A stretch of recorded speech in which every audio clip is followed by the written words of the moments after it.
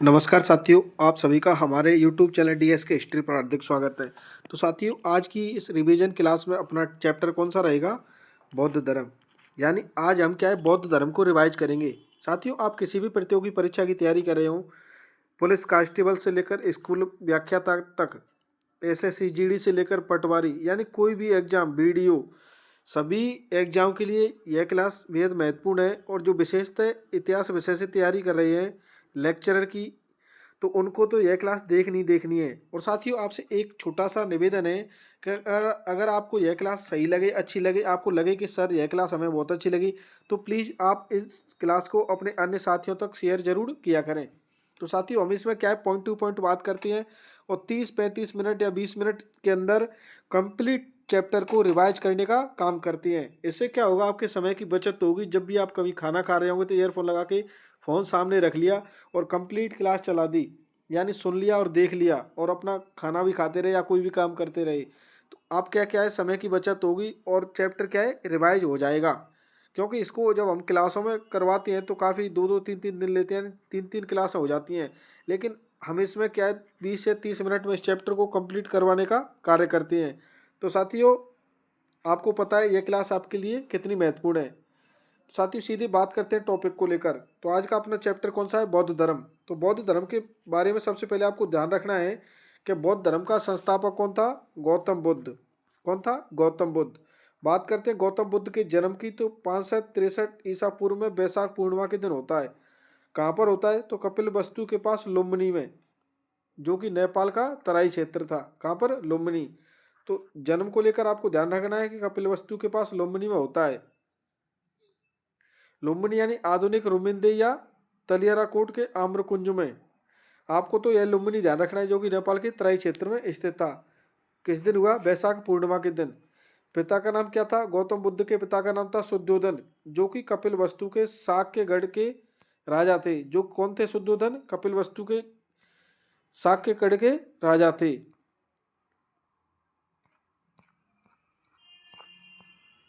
बात करते हैं गौतम बुद्ध की माता का नाम। तो गौतम बुद्ध की माता का नाम क्या था? महामाया या माया देवी, जो कि कौन थी? कोलिय वंश की राजकुमारी थी। कौन से वंश की राजकुमारी थी? कोलिय वंश की। बात करते हैं गौतम बुद्ध के बचपन का नाम। तो इनके बचपन का नाम क्या था? सिद्धार्थ। क्या नाम था? सिद्धार्थ। गौतम गोत्र में पैदा होने के कारण क्या कहलाए? गौतम। तो साथियों, आपको ध्यान रखना है कि बुद्ध के बचपन का नाम क्या था? सिद्धार्थ। बात करते हैं इनकी सौतेली माँ। सौतेली माँ का नाम क्या था? महामाया। यानी इनकी महामाया की जब मृत्यु हो जाती है तो इनकी सौतेली माता का नाम था माँ प्रजापति गौतमी। यानी जब सिद्धार्थ केवल 7 दिन के थे, उसी समय उनकी माता महामाया की मृत्यु हो गई। अतः सिद्धार्थ का पालन पोषण उनकी सौतेली माता यानी मौसी प्रजापति गौतमी ने किया। तो सौतेली माता का नाम आपको ध्यान रखना है, क्या था? प्रजापति गौतमी। क्योंकि जब महामाया की मृत्यु हो जाती है तो उनका पालन पोषण कौन करती है? माँ प्रजापति गौतमी, जो कि कौन थी? गौतम बुद्ध की मौसी। बात करते हैं गौतम बुद्ध की पत्नी को लेकर। तो इनकी पत्नी का नाम था यशोधरा। और बौद्ध ग्रंथों के अनुसार इनका अन्य नाम भी मिलते हैं, गोपा, बिंबा या भृगुकच्छना। यानी यशोधरा के अन्य नाम मिलते हैं बौद्ध ग्रंथों में, गोपा, बिंबा या भृगुकच्छना। तो आपको ध्यान रखना है, गौतम बुद्ध की पत्नी का नाम क्या था? यशोधरा। बात करें पुत्र की, तो पुत्र का क्या नाम था? राहुल। बात करें नेक्स्ट पॉइंट कि एक दिन जब सिद्धार्थ कपिल वस्तु की सैर पर निकले तो उन्होंने उनके जीवन को परिवर्तन करने वाले 4 दृश्य देखे। यानी गौतम बुद्ध जब क्या है, घूमने के लिए निकले तो उन्होंने क्या है, 4 दृश्य देखे। कितने दृश्य देखे? 4 दृश्य। सबसे पहला दृश्य देखा था जर्जर कुरूप वृद्ध व्यक्ति। जर्जर कुरूप व्यक्ति, वृद्ध व्यक्ति। दूसरा कौन देखा? बीमार यानी रोगी। तीसरा देखा अंत्येष्टि हेतु ले जाते सब, यानी शव यात्रा। चौथा देखा था धर्मनिष्ठ भिक्षुक। यानी जब इन्होंने पहला दृश्य देखा तो लगा संसार में दुखी दुख है। दूसरा देखा तो यह भी दुखी है। तीसरा दृश्य देखा था यह शव यात्रा, तो पता ही चल गया कि संसार में कुछ भी नहीं है।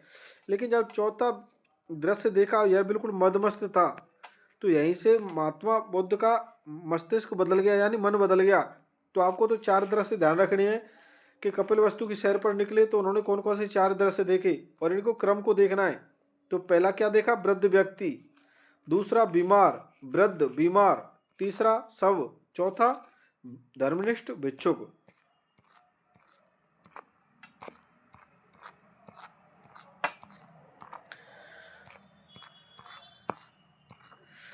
तो साथ ही इन चारों दृश्यों को देखने के बाद गौतम बुद्ध क्या है 29 वर्ष की आयु में अपने घोड़े कंदक यानी कंथक, आपसे पूछा जाता है गौतम बुद्ध के घोड़े का नाम क्या था, तो घोड़े का नाम आपको ध्यान रखना है कंदक या कंथक।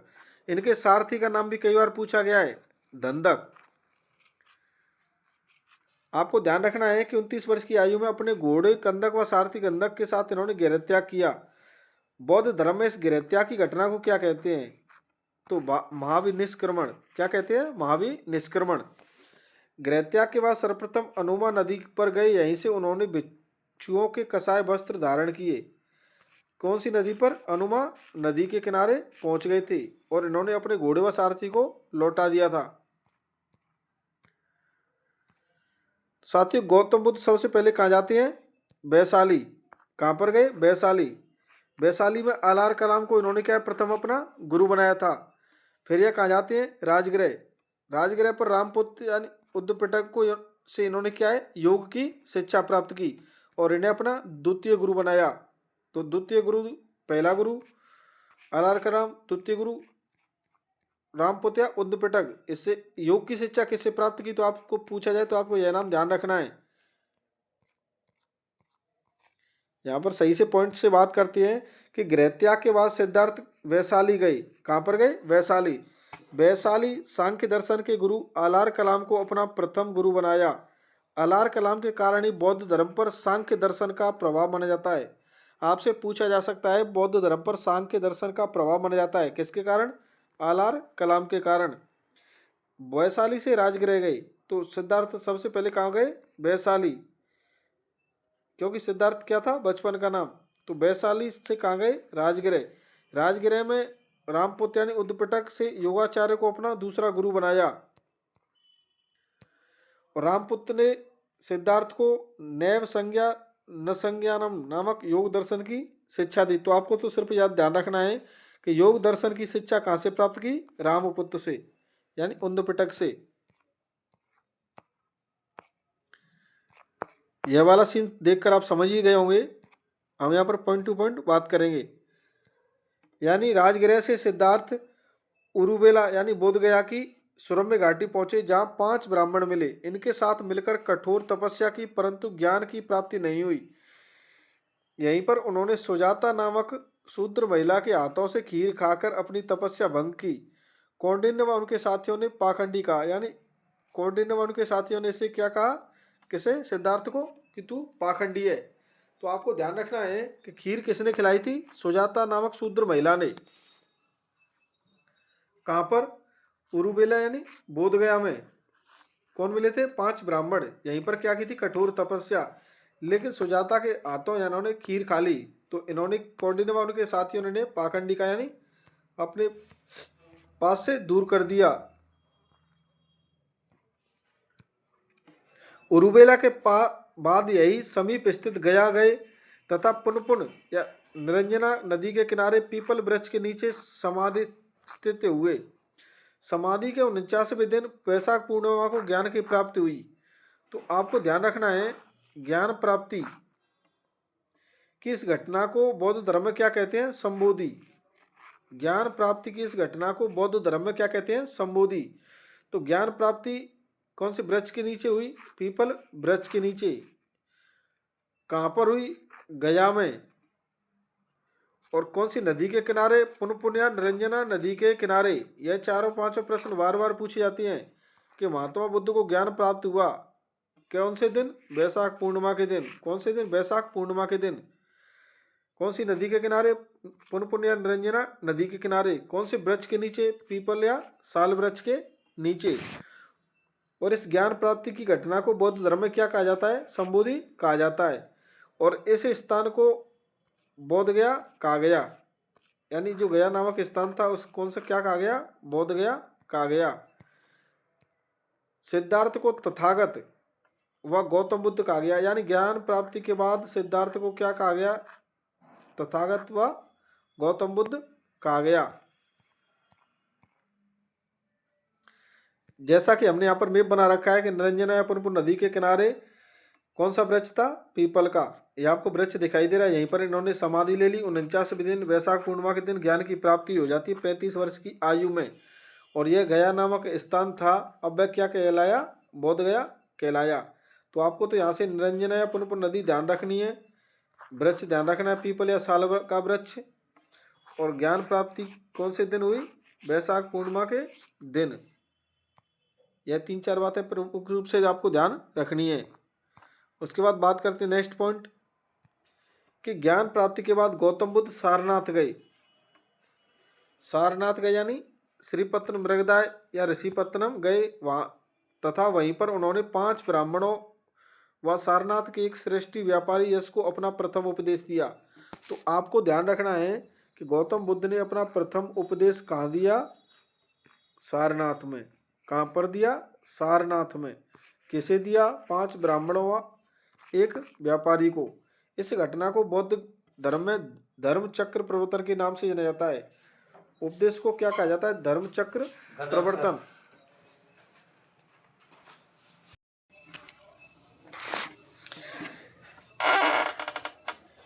इसे क्या कहते हैं, धर्म चक्र प्रवर्तन के नाम से जाना जाता है। यानी जो प्रथम उपदेश दिए तो उसे क्या कहते हैं, धर्म चक्र प्रवर्तन। गौतम बुद्ध ने अपने सर्वाधिक उपदेश कौशल की राजधानी श्रावस्ती में दिए। सर्वाधिक उपदेश कहाँ पर दिए गौतम बुद्ध ने, यह प्रश्न कई बार पूछा गया है।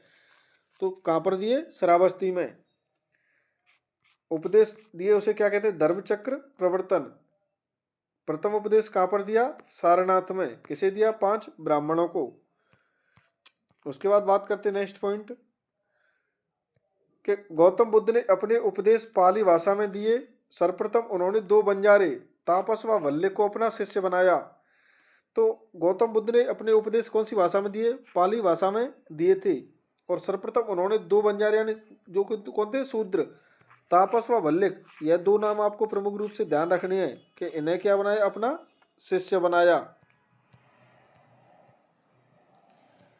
बात करते हैं भगवान बुद्ध के जीवन की प्रमुख घटनाएं व उनके नाम।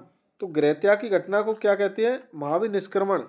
ज्ञान प्राप्ति को क्या कहते हैं, संबोधि। प्रथम उपदेश दिया उसे क्या कहते हैं, धर्म चक्र प्रवर्तन। और मृत्यु को क्या कहते हैं, महापरिनिर्वाण। क्या कहते हैं, महापरिनिर्वाण। यानी दीपक का बुझ जाना, यानी जन्म मरण के चक्र से मुक्ति, उसे क्या कहते हैं, महापरिनिर्वाण। तो आपको एक तरफ इन 4 घटनाएं दी जाएंगी, एक तरफ ये 4 दिए जा सकते हैं, और मिलान करने को लेकर प्रश्न पूछा जा सकता है। तो आपको एक बार पुनः ये रिवाइज करवा देता हूँ कि गृहत्याग की घटना को क्या कहते हैं, महाविनिष्क्रमण। ज्ञान प्राप्ति को क्या कहते हैं, संबोधि। प्रथम उपदेश, इसे क्या कहते हैं, धर्म चक्र प्रवर्तन। और मृत्यु, इसे क्या कहते हैं, महापरिनिर्वाण। तो ये 4 बातें आपको प्रमुख रूप से ध्यान रखनी है। अब बात करते हैं नेक्स्ट पॉइंट को लेकर। यहाँ पर आपको ध्यान रखना है घटना और प्रतीक चिन्ह। तो गर्भाधान यानी महात्मा बुद्ध के गर्भ में आने का प्रतीक क्या था, हाथी। जन्म का प्रतीक क्या था, कमल या सांड या बैल। गृहत्याग का प्रतीक क्या था, अश्व या घोड़ा। ज्ञान का क्या था, बोधि वृक्ष या पीपल। प्रथम उपदेश, इसका प्रतीक क्या था, धर्म चक्र। निर्वाण या मोक्ष का प्रतीक क्या था, पद चिन्ह। और मृत्यु का प्रतीक क्या था, स्तूप। इन घटनाओं को लेकर भी आपसे मिलान करने को लेकर प्रश्न पूछा जाता रहा है और आगे भी पूछा जा सकता है। आपको तो ध्यान रखनी है घटना और प्रतीक चिन्ह। गर्भाधान हाथी, जन्म कमल या सांड, गृहत्याग अश्व या घोड़ा, ज्ञान बोधि वृक्ष या पीपल वृक्ष। प्रथम उपदेश धर्म चक्र। निर्वाण तो निर्वाण या मोक्ष, इसका प्रतीक क्या है, पद चिन्ह। और मृत्यु का प्रतीक क्या है, स्तूप। इन सभी घटनाओं को आप रिवाइज कर लेना ढंग से। बात करते हैं बौद्ध संघ के बारे में। तो बौद्ध संघ की स्थापना कहाँ पर हुई, सारनाथ में। बौद्ध संघ की स्थापना कहाँ पर हुई, सारनाथ में। बौद्ध संघ में प्रवेश हेतु कुछ शर्तें थी, जैसे 15 वर्ष से कम आयु के व्यक्ति को प्रवेश नहीं दिया जाता था। ऐसा व्यक्ति जो बीमार, शराबी, राजा का दास, ऋणी, चोर, हत्यारा इत्यादि को बौद्ध संघ में प्रवेश नहीं दिया जाता था। यानी जो एक तो 15 वर्ष से कम आयु के व्यक्ति को बौद्ध संघ में प्रवेश नहीं दिया जाता था, तथा जो बीमार होता था, शराबी होता था, राजा का दास होता था, ऋणी होता था, चोर व हत्यारा, इन लोगों को बौद्ध संघ में प्रवेश की अनुमति नहीं थी।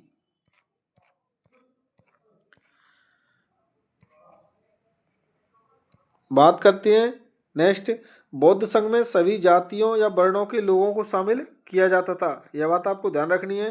प्रारंभ में बौद्ध संघ में महिलाओं का प्रवेश वर्जित था। किनका प्रवेश वर्जित था? प्रारंभ में महिलाओं का। बुद्ध के प्रिय शिष्य आनंद के कहने पर महिलाओं को बौद्ध संघ में प्रवेश दिया गया। आपसे पूछा जाएगा महिलाओं को बौद्ध संघ में प्रवेश दिया गया किसके कहने पर? आनंद के कहने पर। तो आपको ध्यान रखना है आनंद। सर्वप्रथम वैशाली में बुद्ध की माता प्रजापति गौतमी को बौद्ध संघ में प्रवेश दिया गया। तो आपसे यहाँ से दो प्रश्न पूछे जाते हैं कि बौद्ध संघ में प्रवेश करने वाली प्रथम महिला, तो आपको ध्यान रखना है प्रजापति गौतमी। और बौद्ध संघ में प्रवेश दिया गया महिलाओं को कौन सी जगह पर? तो आपको ध्यान रखना है वैशाली में। कौन सी जगह पर? वैशाली में। उसके बाद आपको ध्यान रखना है कि वैशाली की नगर वधु यानी आम्रपाली भी बुद्ध की शिष्या बन गई। अंगुमाल नामक डाकू भी बुद्ध का शिष्य बन गया, जो कहाँ का था? कौशल का डाकू था। तो आपको तो यहाँ से 3-4 बातें ध्यान रखनी है कि महिलाओं को बौद्ध संघ में प्रवेश दिया गया किसके कहने पर? आनंद के कहने पर। और कहाँ पर प्रवेश दिया गया? वैशाली में। कहाँ पर? वैशाली में। और सर्वप्रथम कौन सी महिला थी जिसे बौद्ध संघ में प्रवेश दिया गया? तो आपको ध्यान रखना है प्रजापति गौतमी। कौन सी थी? प्रजापति गौतमी। बात करते हैं नेक्स्ट पॉइंट। तो आपको ध्यान रखना है उपसंपदा किसे कहते हैं? बौद्ध संघ में प्रवेश लेने को उपसंपदा कहा जाता है। नति। बौद्ध संघ में पारित प्रस्ताव क्या कहलाता है? नति। आपको यहां से उपसंपदा को विशेष रूप से ध्यान रखना है कि बौद्ध संघ में प्रवेश लेने को क्या कहा जाता है? उपसंपदा। बात करते नेक्स्ट। तो बुद्ध के सर्वाधिक अनुयायी कहां पर थे? कौशल के थे। आपको यहां से ध्यान रखना है कि बुद्ध के सर्वाधिक अनुयायी कौशल के थे। उसके बाद आपको ध्यान रखना है कि 483 ईसा पूर्व में भगवान बुद्ध कुशीनगर गए। वहां चुन्द नामक सुनार के घर पर सुअर का मांस भक्षण करने के कारण उनकी मृत्यु हो गई, जिसे बौद्ध धर्म में महानिर्वाण कहा जाता है। तो मृत्यु को क्या कहा जाता है? महापरिनिर्वाण। आपको ध्यान रखना है महापरिनिर्वाण यानी मृत्यु कहाँ पर हुई? कुशीनगर में। कब हुई? 483 ईसा पूर्व में।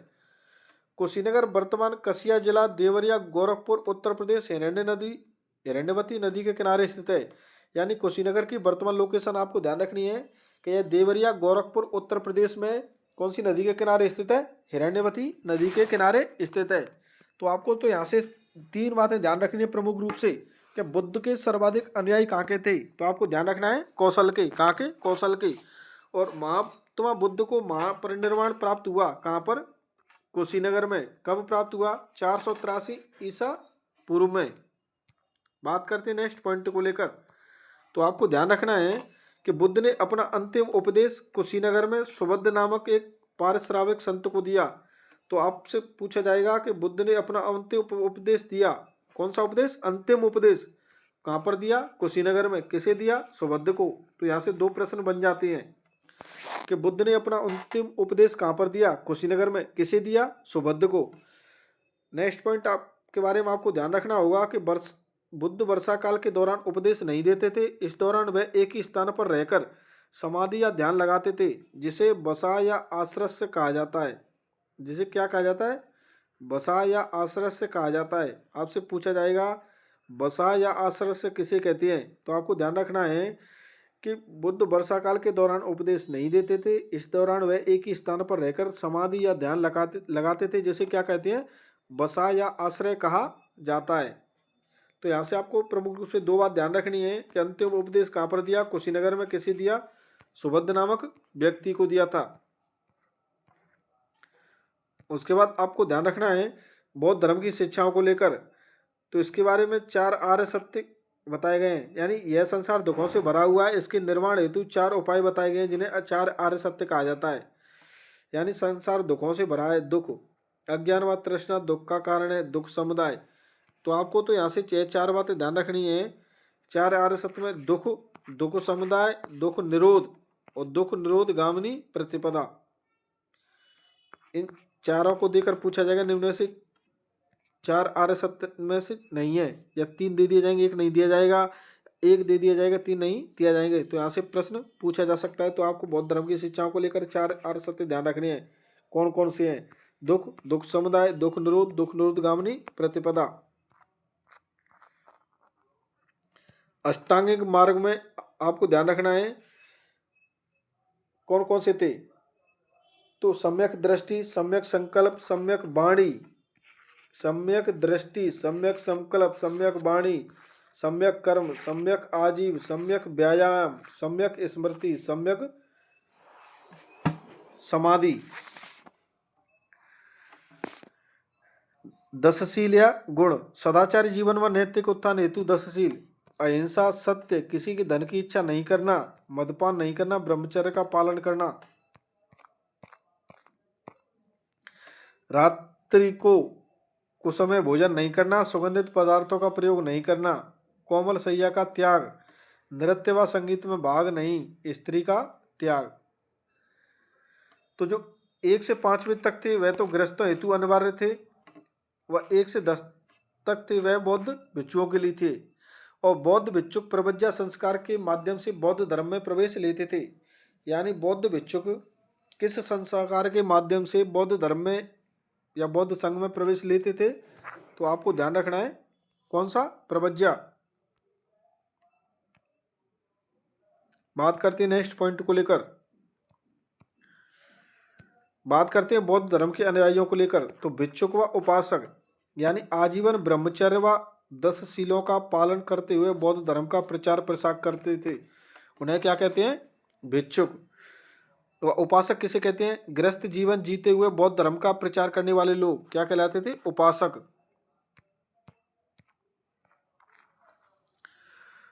उसके बाद आपको ध्यान रखना है नेक्स्ट पॉइंट, बौद्ध धर्म के त्रिरत्न। तो आपको ध्यान रखना है बुद्ध, धम्म व संघ। बुद्ध, धम्म व संघ, यहाँ से प्रश्न पूछा जा सकता है बौद्ध धर्म के त्रिरत्न कौन से हैं? कई बार पूछा गया है, तो आपको तो सिर्फ ध्यान रखना है बुद्ध, धम्म व संघ। आपको यह लाइन क्या लिखी है कोई मतलब ही नहीं है, आपको तो मैं जितना बताता हूँ उतना ही ध्यान रखना है। और उम्मीद करता हूँ जब भी आपका कोई भी एग्जाम होगा अगर इस टॉपिक से प्रश्न पूछा जा सकता है तो 80% यहाँ से क्लास से सीधा सीधा प्रश्न आपकी परीक्षा में देखने को मिलेगा। बात करते हैं नेक्स्ट, तो कंथिन बौद्ध भिक्षुओं के वस्त्र वितरण हेतु होने वाला समारोह, यानी बौद्ध भिक्षुओं के वस्त्र वितरण हेतु होने वाला समारोह क्या कहलाता था? कंथिन। क्या? कंथिन। इसे ध्यान रखना। भिक्षुक गेरुए वस्त्र धारण करते थे। भिक्षुक कैसे वस्त्र धारण करते थे? गेरुए वस्त्र। और जो वस्त्र वितरण हेतु होने वाला समारोह क्या कहलाता था? कंथिन। अगर आपके नोट्स में यह नहीं ऐड है तो आप इसे ऐड कर लें।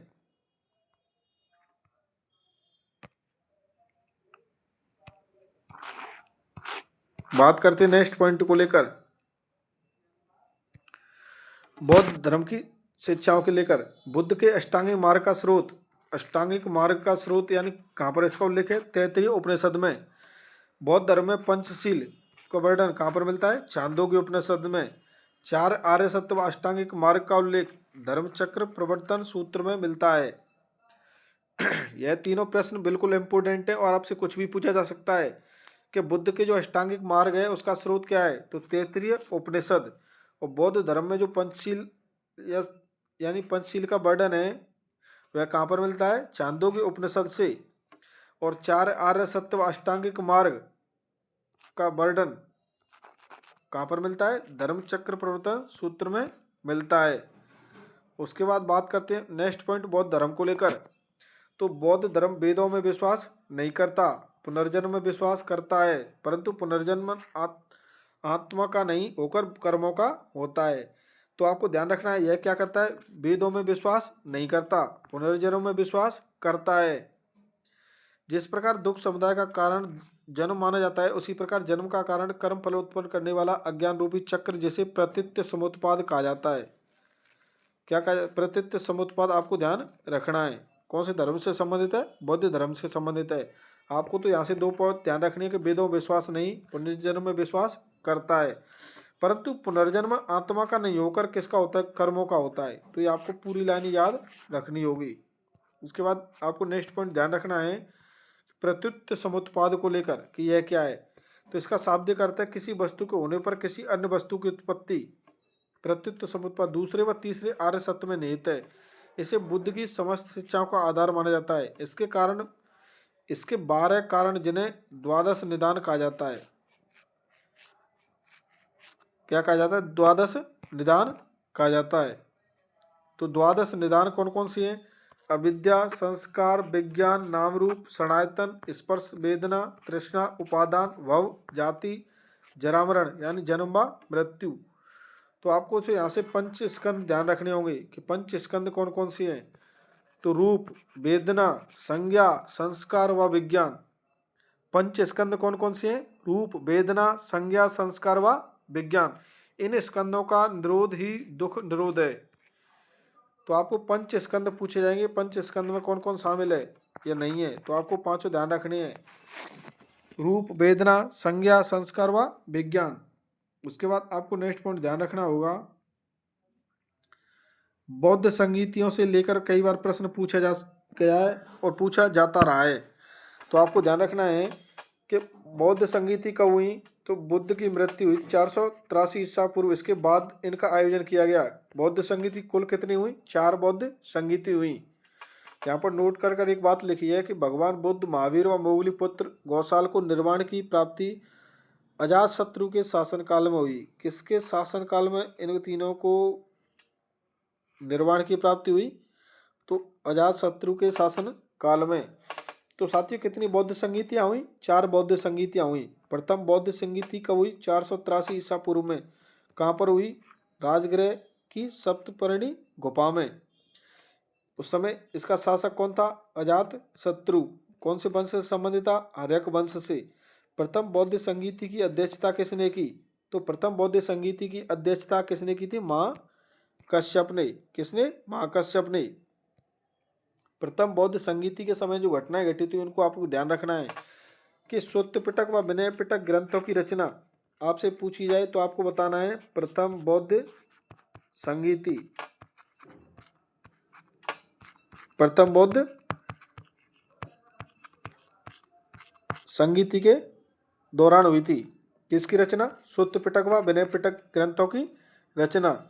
अब बात करते हैं कुछ सूत्र पिटक के महत्वपूर्ण प्रश्नों को लेकर कि बुद्ध के प्रधान शिष्य आनंद द्वारा संकलन। सूत्र पिटक का संकलन किसके द्वारा किया गया? तो आपको ध्यान रखना है आनंद द्वारा।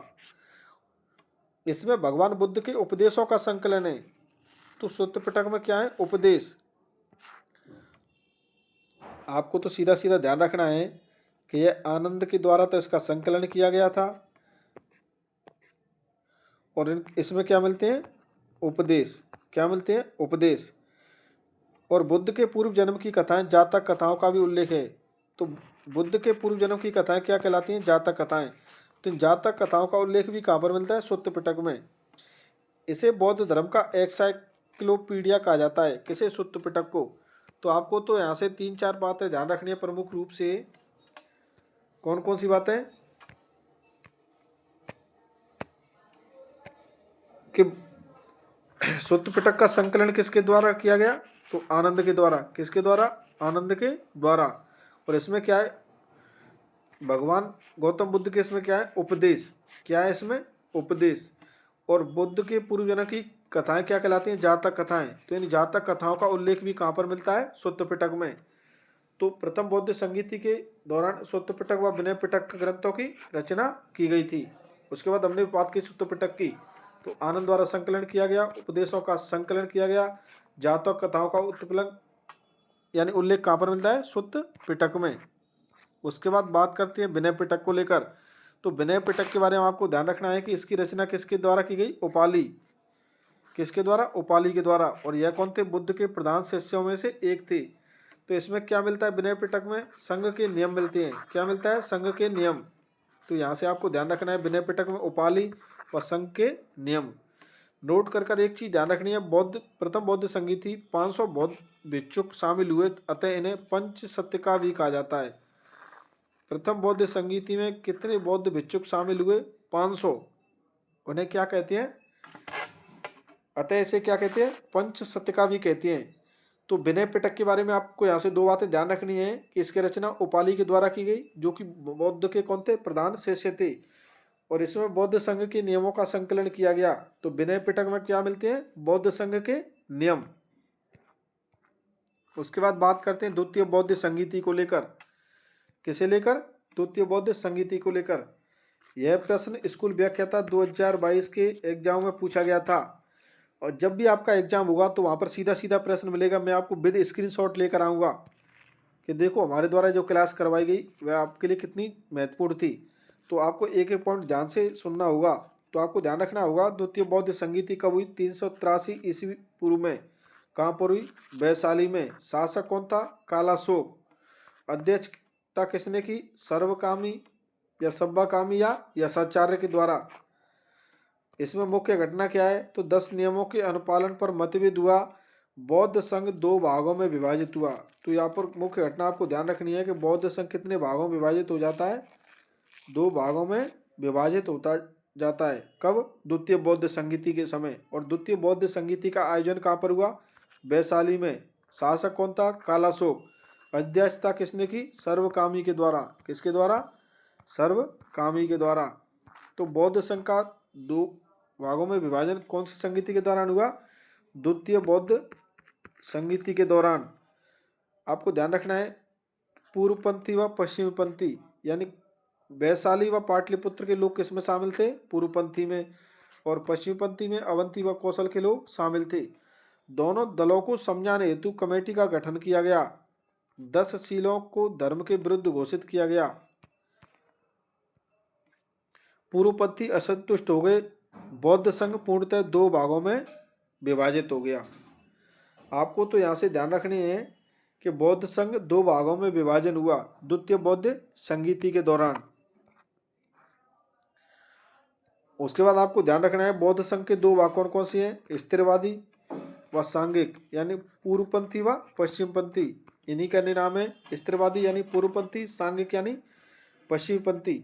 भगवान बुद्ध की मूल शिक्षाओं में विश्वास करने वाले लोग कौन थे, स्थिरवादी। और परिवर्तन के साथ बौद्ध धर्म को अपनाया किन लोगों के द्वारा, सांघिक या पश्चिमी पंथी लोगों के द्वारा। उसके बाद आपको ध्यान रखना है तृतीय बौद्ध संगीति को लेकर। किसे, तृतीय बौद्ध संगीति को लेकर।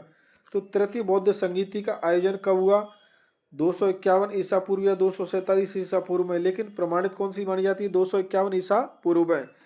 तृतीय बौद्ध संगीति का आयोजन कहाँ पर हुआ, पाटलिपुत्र में। इस समय शासक कौन था, तो अशोक मौर्य। अध्यक्षता किसने की तृतीय बौद्ध संगीति की, मोगली पुत्र तिस्य के द्वारा। किसके द्वारा, मोगली पुत्र तिस्य के द्वारा। उस तृतीय बौद्ध संगीति के दौरान मुख्य घटना कौन सी घटित हुई थी कि बौद्ध धर्म की दार्शनिक व्याख्या हेतु तीसरे पिटक अभिधम्म पिटक की रचना की गई। तो अभिधम्म पिटक की रचना कौन सी संगीति के दौरान हुई, तो आपको ध्यान रखना है तृतीय बौद्ध संगीति के दौरान कौन से पिटक की रचना हुई, अभिधम्म पिटक की रचना हुई। अभिधम्म पिटक की रचना किसके द्वारा की गई, तो मोगलीपुत्र तिस्य के द्वारा। किसके द्वारा, मोगलीपुत्र तिस्य के द्वारा। और इसे अभिधम्म पिटक को क्या कहते हैं, कथावस्तु भी कहा जाता है। इसका अन्य नाम आपको ध्यान रखना है, अभिधम्म पिटक को ही क्या कहते हैं, कथावस्तु कहा जाता है। तो हमने बात की तृतीय बौद्ध संगीति की। तो यहाँ से आपको 2-3 बातें प्रमुख रूप से ध्यान रखनी है कि कहाँ पर हुई, पाटलिपुत्र में। उस समय शासक कौन था, तो अशोक मौर्य। अध्यक्षता मोगलीपुत्र तिस्य के द्वारा की गई। और अभिधम्म पिटक की रचना कब हुई, तृतीय बौद्ध संगीति के दौरान। और इस अभिधम्म पिटक की रचना किसने की, मोगलीपुत्र तिस्य के द्वारा। और इस अभिधम्म पिटक को क्या कहा जाता है, कथावस्तु के नाम से भी जाना जाता है। उसके बाद आपको नेक्स्ट पॉइंट ध्यान रखना है, चतुर्थ बौद्ध संगीति। तो चतुर्थ बौद्ध संगीति कब हुई, ईसा की प्रथम शताब्दी में। कहाँ पर हुई, कश्मीर के कुंडलवन में। शासक कौन था इस समय, कनिष्क, जो कि कुषाण वंश से संबंधित था। बात करते हैं अध्यक्ष की। तो चतुर्थ बौद्ध संगीति के दौरान अध्यक्ष कौन बने, वसुमित्र। उपाध्यक्ष कौन बने, बुद्ध घोष या अश्व घोष। साथियों, इस चतुर्थ बौद्ध संगीति के दौरान प्रथम बार उपाध्यक्ष नियुक्त किया गया। और उपाध्यक्ष कौन बना, बुद्ध घोष। अध्यक्ष तो आपको पता है वसुमित्र बना था। शासक कौन था इस समय, कनिष्क कुषाण। और कहाँ पर हुई थी चतुर्थ बौद्ध संगीति? कश्मीर के कुंडलवन में। और कब हुई थी? ईसा की प्रथम शताब्दी ईस्वी में। उसके बाद बात करते हैं नेक्स्ट कि चतुर्थ बौद्ध संगीति के दौरान प्रमुख रूप से क्या घटना घटी? तो आपको ध्यान रखना है कि बौद्ध धर्म पूर्ण रूप से दो भागों में विभाजित हो गया, हीनयान या महायान। हीनयान या महायान में बौद्ध धर्म दो भागों में विभाजित हुआ, हीनयान या महायान। कौन सी बौद्ध संगीति के दौरान? तो चतुर्थ बौद्ध संगीति के दौरान।